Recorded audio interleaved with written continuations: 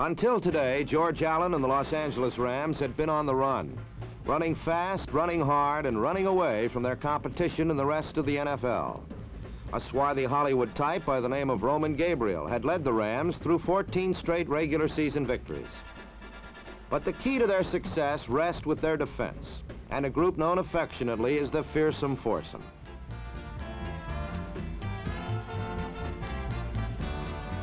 Most, if not all, of the NFL's defensive medals have already been pinned on their chests. Chests which, strange as it may seem, have attracted more followers than did a young ladies on Wall Street not so long ago.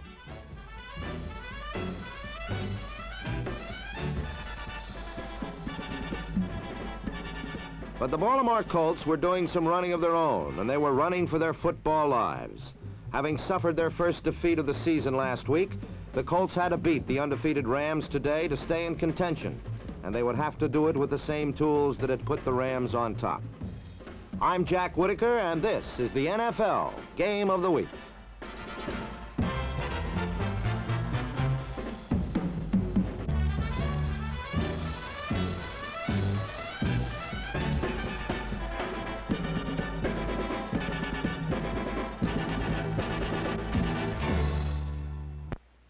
The game started with an unusual sight, that of the fearsome foursome yielding an 8-yard gain, well over their 2.5-yard average yield, and a portent of things to come. The foursome then reverted to form to stop the first Colts series and force a punt.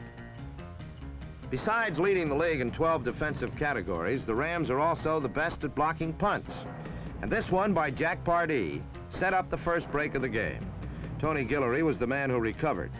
Guillory is best known for blocking a punt in the last seconds to help the Rams gain victory over the Packers last year. But the Colts defense was out for revenge today. Their loss to the Rams last year for the division championship was due to a defensive breakdown, and Baltimore wanted to prove that last year's lopsided 34-10 defeat was a fluke not to be repeated. Baltimore's line play forced the Rams to settle for a field goal and an early 3-0 lead. The Colts failed to advance for the second straight series, but their defense was sky high, and great individual efforts would mark their play today. Efforts like this one from cornerback Bobby Boyd, and this one from number 78, Bubba Smith, whose fierce rush forced Gabriel to divert from his primary target and helped prevent a first down. Then the Colts began to move against their opponent's vaunted defense. Morrow called for a trap to Hill, number 45, and it worked perfectly against the Rams' blitz. Until now, Morrow had not completed a pass, but this slant into Alex Hawkins broke the ice.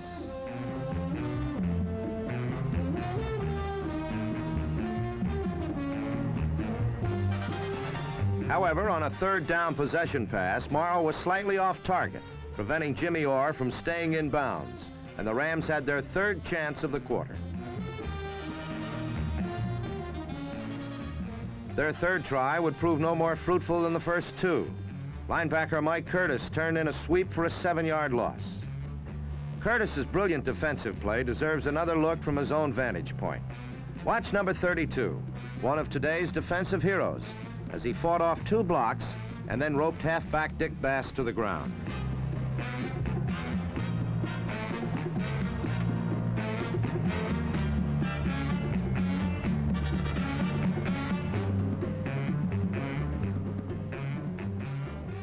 The Rams have their fearsome foursome, but the Colts have their Smith brothers, Billy Ray and Bubba. And here Bubba made a play which would certainly call for a prescription from their namesakes to help the Rams.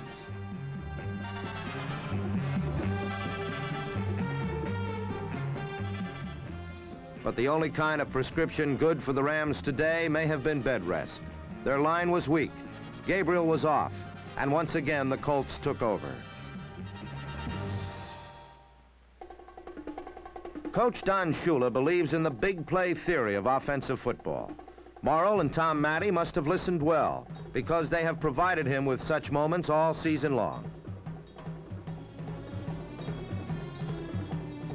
Here, a weaving 50-yard run off a swing pass from the NFL's first All-Pro substitute quarterback gave the Colts their first golden opportunity, 1 yard short of 6 points.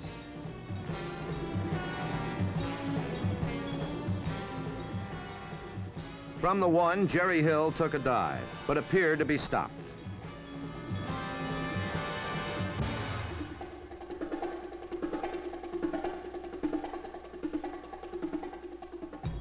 However, on the replay, Hill just did barely make it in for the touchdown.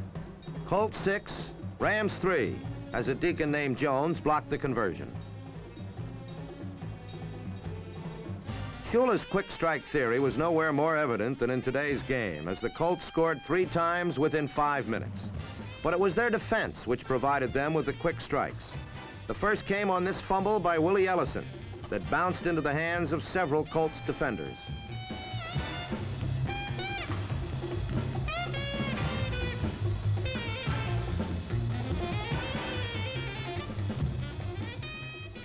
Number 76, Fred Miller, finally came up with the ball, and Miller, another defensive standout in today's game, rumbled down to the Rams' 4-yard line.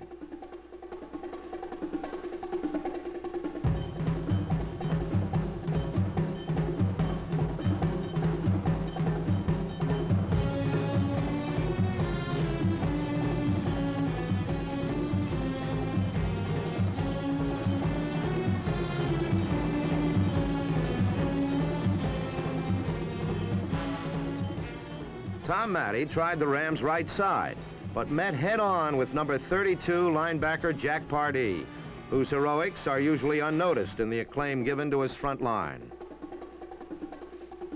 Then Morrill executed a perfect play-action fake to Matty, received a key block on Deacon Jones by number 71 Dan Sullivan, and rolled around right end for the touchdown. Their second in little over 2 minutes.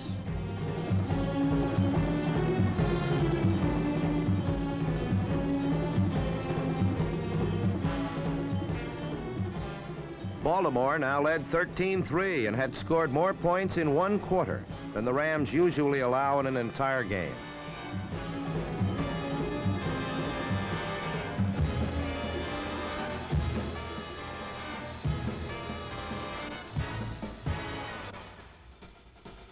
The Rams' futility was growing more apparent with each series. They had yet to achieve a first down, and their scorecard read like an Arthur Murray dance chorus. 1, 2, 3, kick.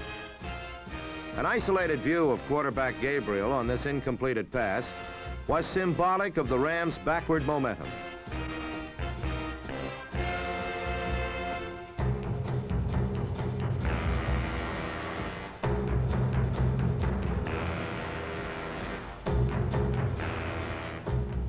When Gabriel wasn't being hounded by the Smith brothers and company, his passes were off target and allowed the Colts' fine safeties to play the ball, as number 20, Jerry Logan, did on this interception, which helped set up yet another Baltimore score.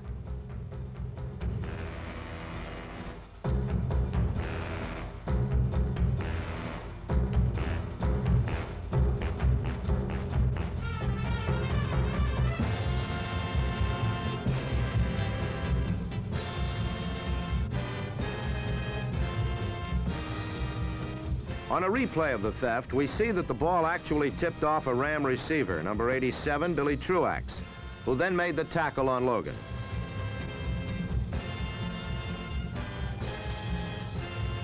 This play marked the end of the first quarter, with an aggressive Colt defense having led the way to a 13-3 lead.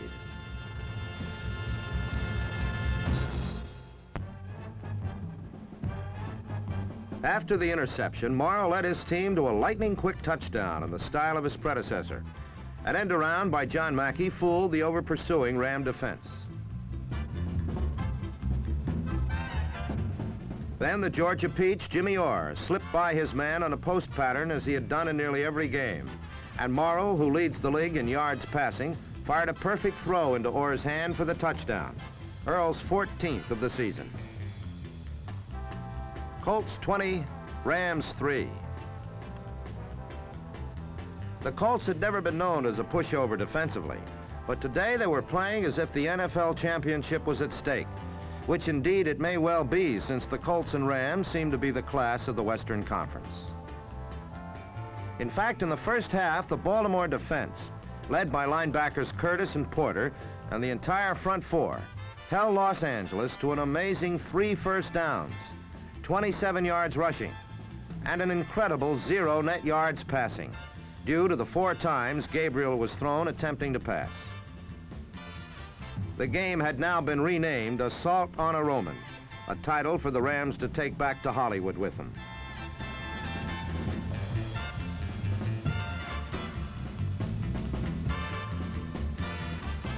Yes, Virginia, there is a fearsome foursome, but today they wore blue, not white.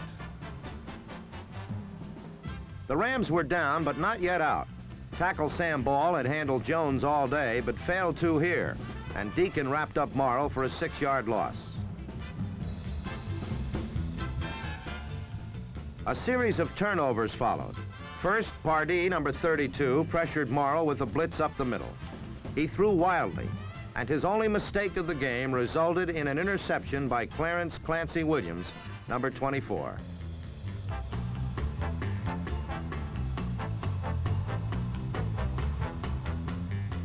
But the Rams were unable to capitalize on any break.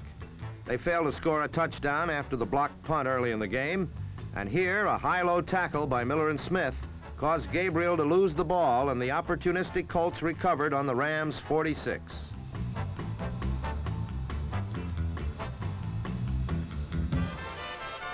Jerry Hill bulled his way for 6 yards on 2 successive carries.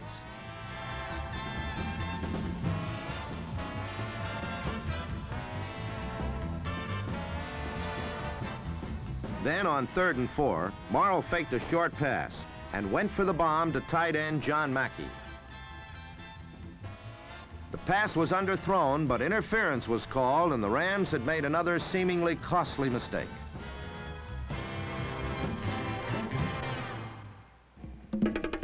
Matty knifed up the middle for 3 as Morrow was setting up the Rams for an outside move.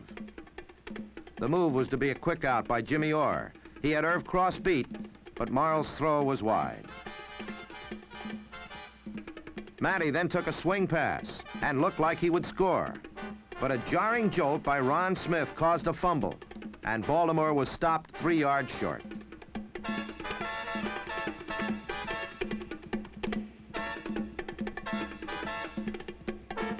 For the remainder of the half, the Colts continued to annihilate the Rams' heretofore smooth and controlled offense. Due to a fierce rush, Gabriel obviously had no chance to go for the long pass to Snow or Casey, and even the Colts bomb squad was unkind to the Ram return specialists, allowing no chance for breakaway runs.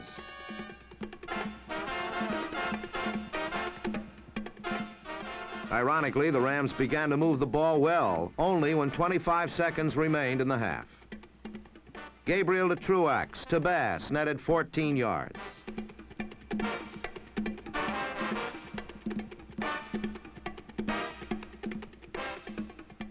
Then 2 runs by Mike Dennis, one of only 2 rookies on the Rams team, were sandwiched around a Roman Gabriel scramble, and Los Angeles moved close to midfield in 25 seconds.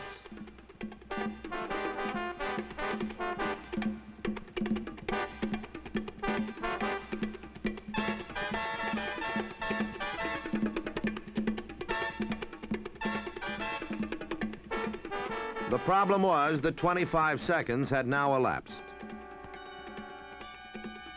Out of field goal range and out of time, the Rams had to go into the locker room with only 3 points. They seemed to be anxious to get there, as they had been humiliated for 30 minutes and trailed Baltimore 20-3. The Rams began the second half with the unenviable task of making up a 17-point deficit against a Baltimore defense that allowed them only 38 yards in the entire first half. Los Angeles had to start moving the ball, and for a while it looked like they would. A screen to Bass picked up good yardage and a first down.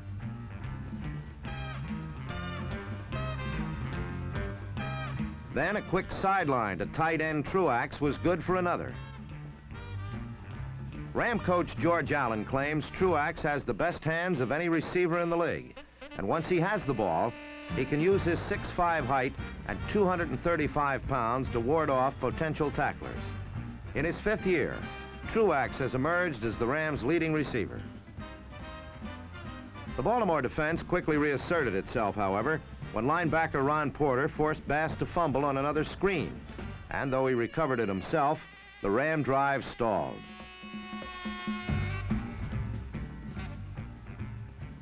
Steady Tom Matty, who had another fine day, accepted the escort offered him by number 62, guard Glenn Ressler, for an 8-yard pickup, and the Baltimore offense was on its way again.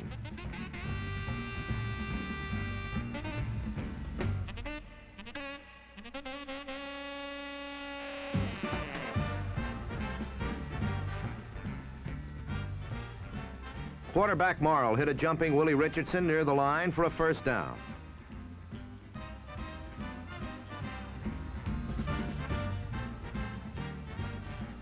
Then went to number 84, rookie tight end Tom Mitchell, who was all alone, for a 44-yard touchdown that all but shut the door on Los Angeles.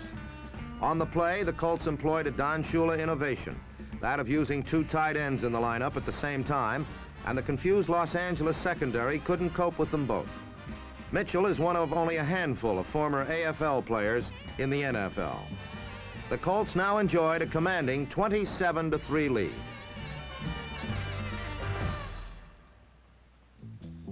Needing points desperately, Gabriel found his fine flanker Bernie Casey all alone at the left sideline. But inexplicably, Casey casually stepped out of bounds before planting both feet, and the pass was ruled incomplete. Colt coach Shula and defender Lenny Lyles generously aided the official with his decision, and Lyles offered his condolences to the dazed Casey.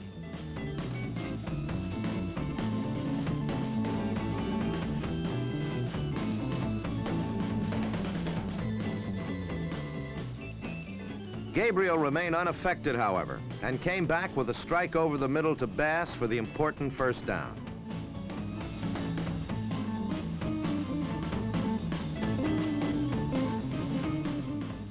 Baltimore's gang tackling defense was apparent here.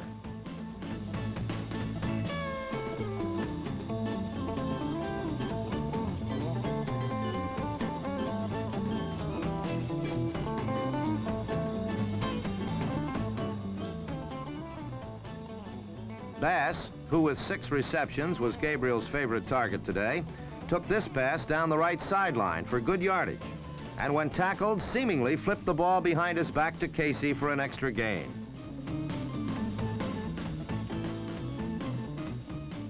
Mike Dennis, number 43, the rookie from Mississippi, swept left for a nice pickup.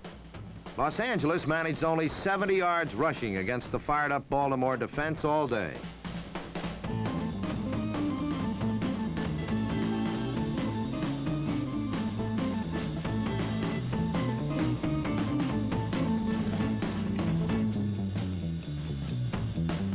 Bernie Casey atoned for his previous faux pas with a nice sideline catch, and still another first down. A characteristic that separates Roman Gabriel from most other quarterbacks is his size.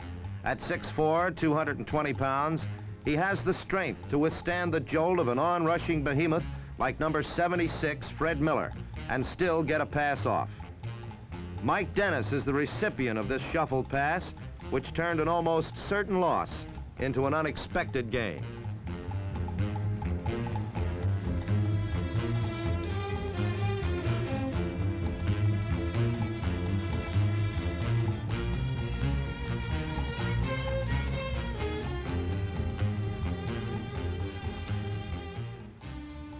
What Miller's 250 pounds couldn't accomplish, 727 pounds did, as he, Mike Curtis, and Ordell Bracey combined to ensure Gabriel's downfall and a 9-yard loss.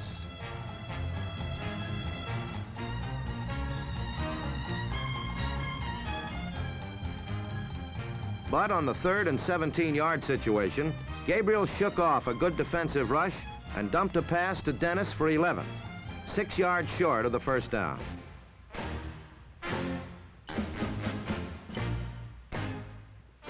On the no tomorrow 4th down attempt, Gabriel again demonstrated his remarkable ability to negate the rush as he passed Miller's flying leap for 8 yards and the vital first down.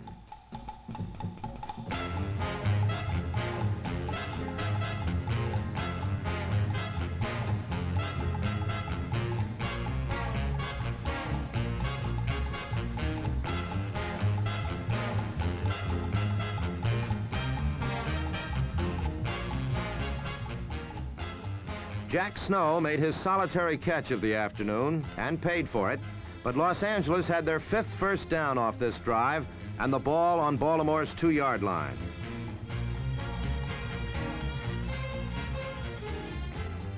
After a running play failed, Gabriel made a nice fake and hit Casey in his favorite spot, the left corner of the end zone, for the touchdown.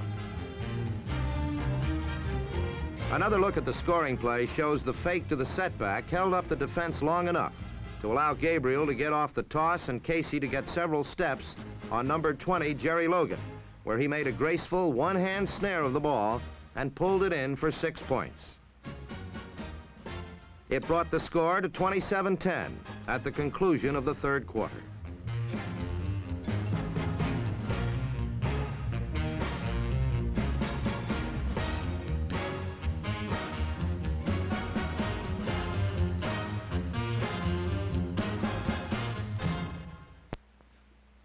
Earl Morrill opened the final quarter by throwing an interception to 10-year veteran Eddie Metter, number 21. Los Angeles leads the NFL in pass thefts with 15, and last year their secondary tied the Colts for the league lead.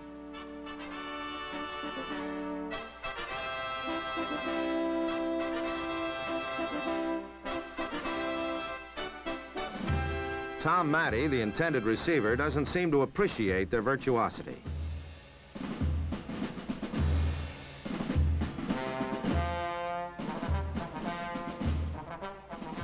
However, Mr. Matty needn't have worried. His defense got the ball back for him, and the Colts began a time-consuming game of ball control.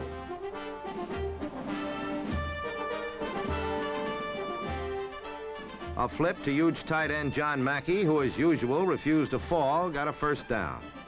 Then the ground troops took over, and behind one of the finest performances by an offensive line this year began a march through the most noted ground defense in pro football.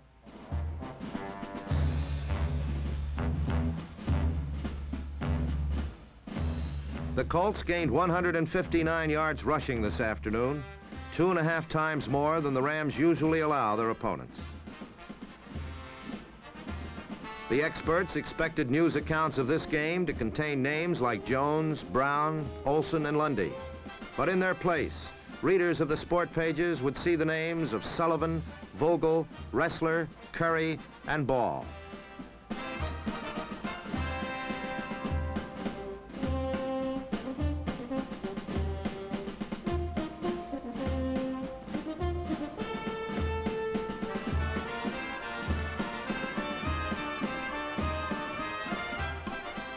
As time ran out, the Colts went to the air in a futile attempt to get another score, despite the certainty of their victory.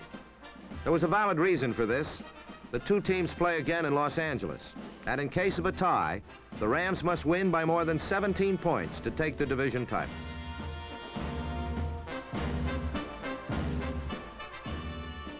Right down to the second Metter interception and the final gun, both of which occurred simultaneously, the Colts were trying to make the margin 24 points. But their 27-10 victory was nothing less than a great one. In beating the Rams, Don Shula's Colts had ended at 14 games, the 3rd longest winning streak in NFL history, setting up the strong possibility of a repeat of last year, when these two powerful football teams carried their fight for the Coastal Division title to the final game of the regular season.